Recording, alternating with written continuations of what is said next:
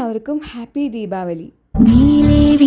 മുറ്റത്താരെ വെള്ളിത്തിങ്കൾ ദീപം വച്ചു ആടിപ്പാടും മേടക്കാറ്റോരാവോ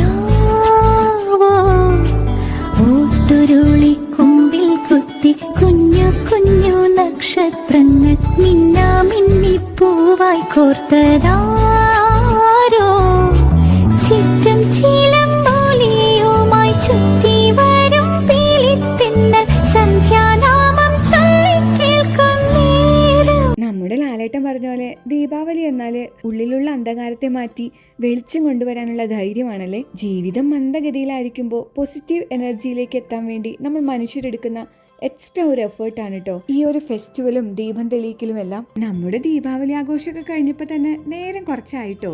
പിന്നെ നമ്മൾ നേരെ പോയത് അബു ഷവായിലാണ്. അവിടെ നിന്ന് ഫുഡ് കഴിച്ച് പിന്നെ വീട്ടിലേക്ക് പോയി. അപ്പോൾ എല്ലാവർക്കും ഹാപ്പി ദിവാലി.